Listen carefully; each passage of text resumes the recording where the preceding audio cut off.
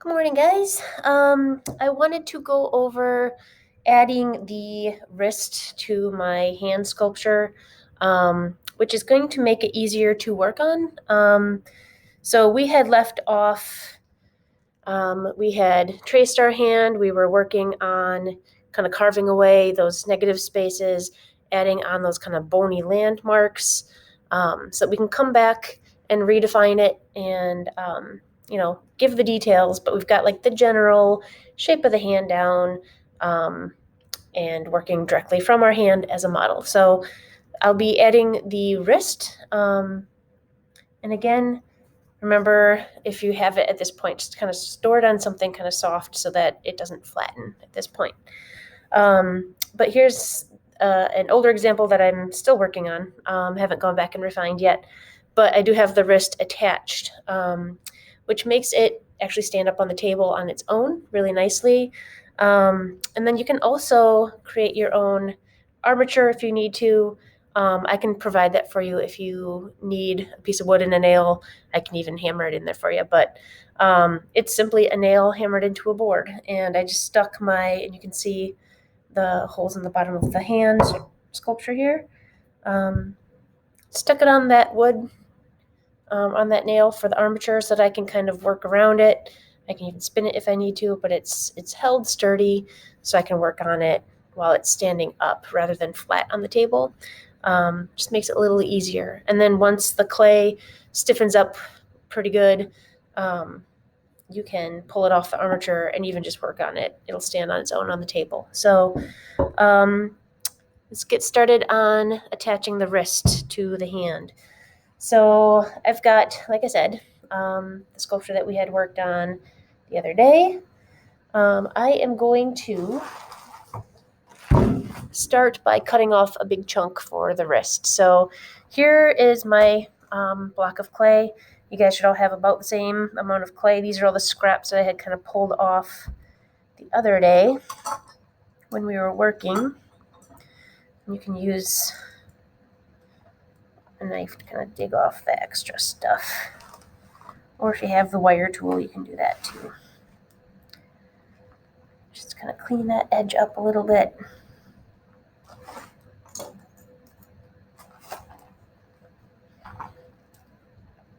All right, so we've got extra scraps.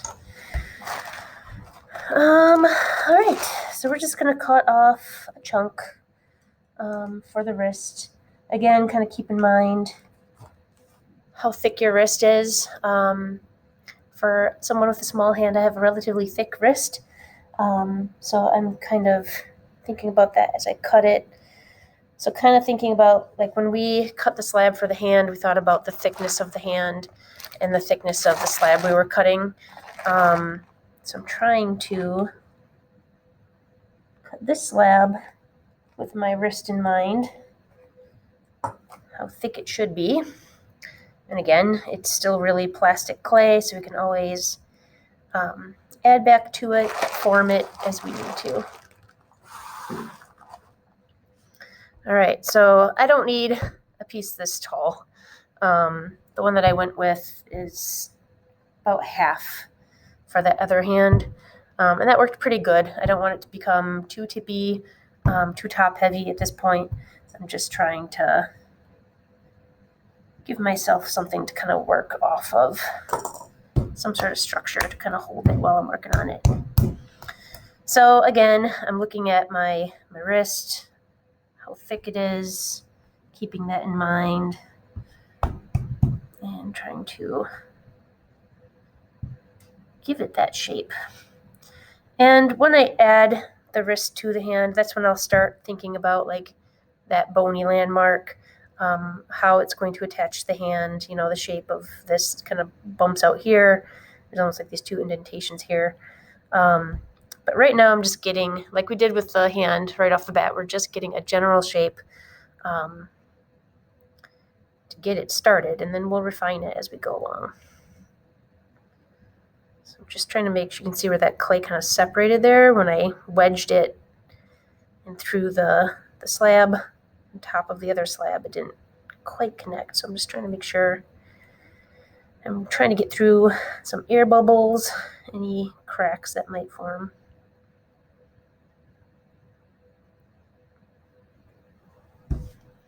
It's good enough. And again, right now it looks very robotic, kind of clunky, but we'll come back in and clean it up. So, and I know I mentioned this in the last video, the slip and score. This is still really wet. When I bagged it up and put it away, I sprayed it with some water, so it's still really plastic. So I don't have to worry too much about the slip and score.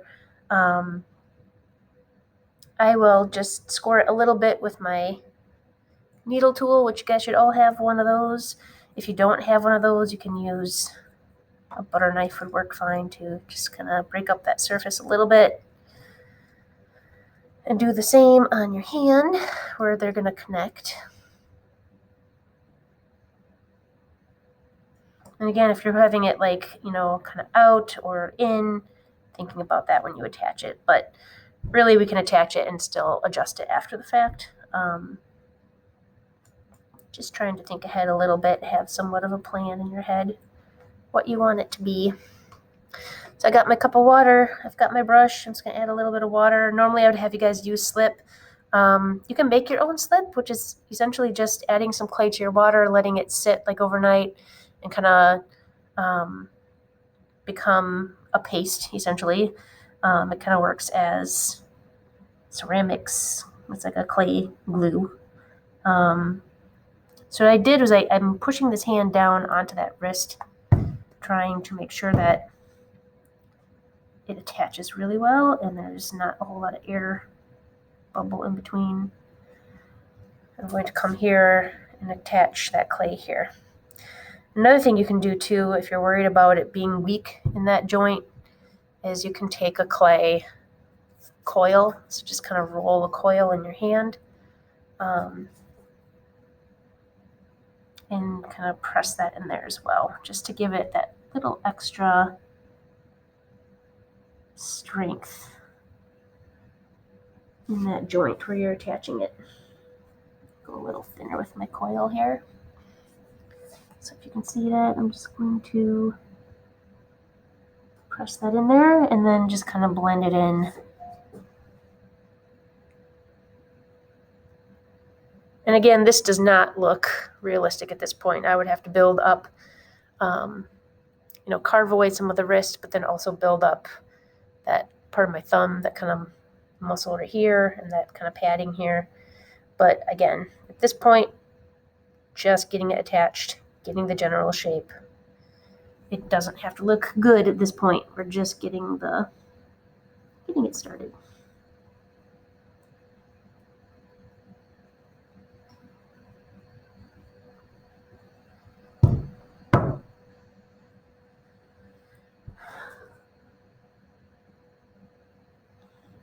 All right, so I was thinking I should have done this in October, and we could have had like a zombie fest. Made a bunch of zombie hands to put up around the school.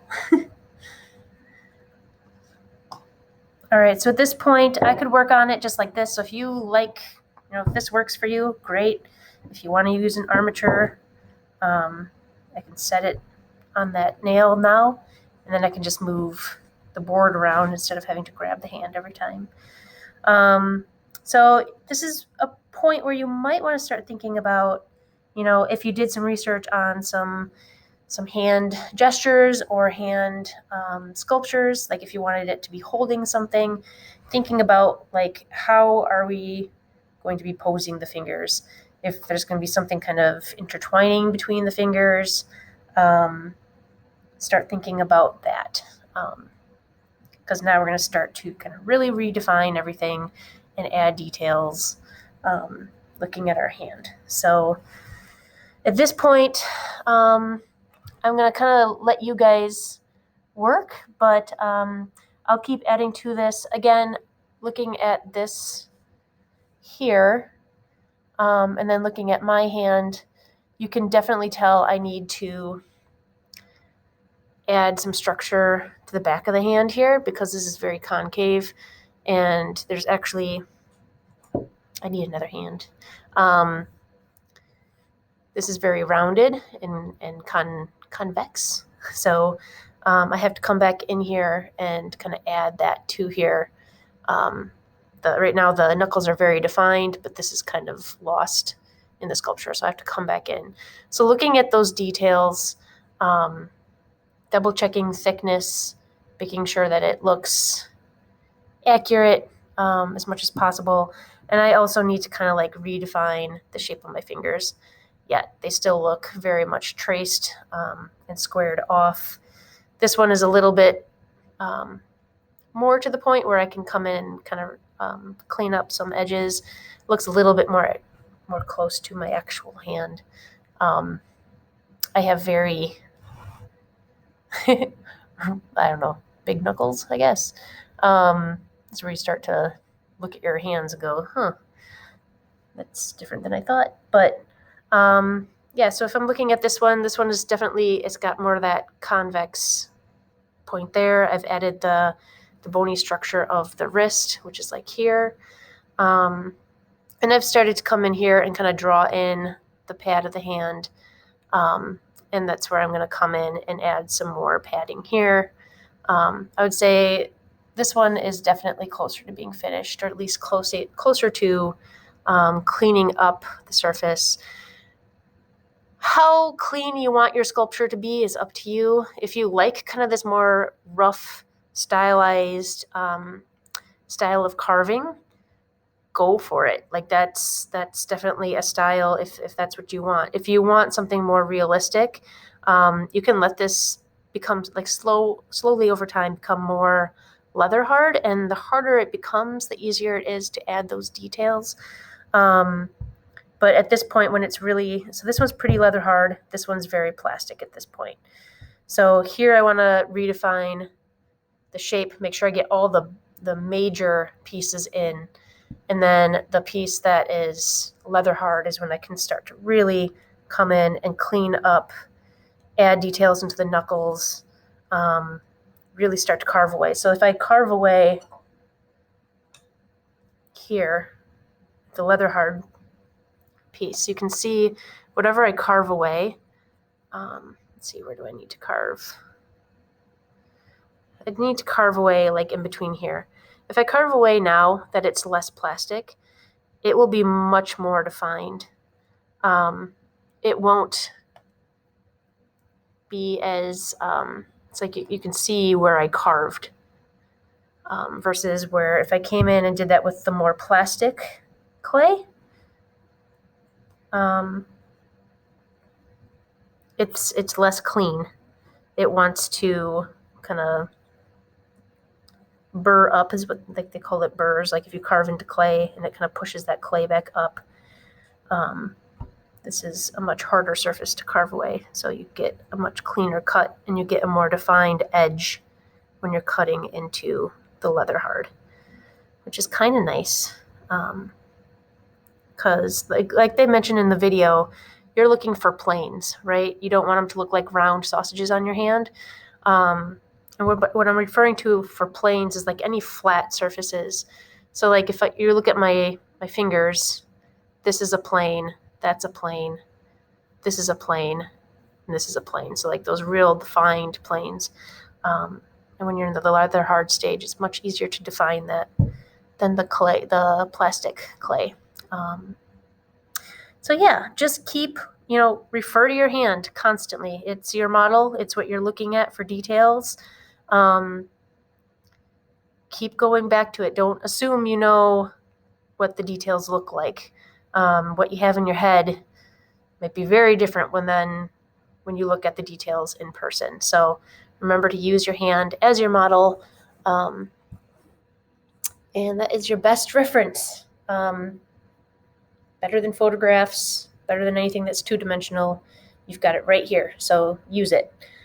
So that's it. I'm going to let you guys work. Attach the wrist. It'll make it easier to work on. And then, work on this over a few days. The more you work with it, the more detail you'll see, and the better it'll look. trust me, it looks kind of rough now. It'll get better. You just got to work with it over a period of time and get kind of familiar with it. Okay? Thanks, guys.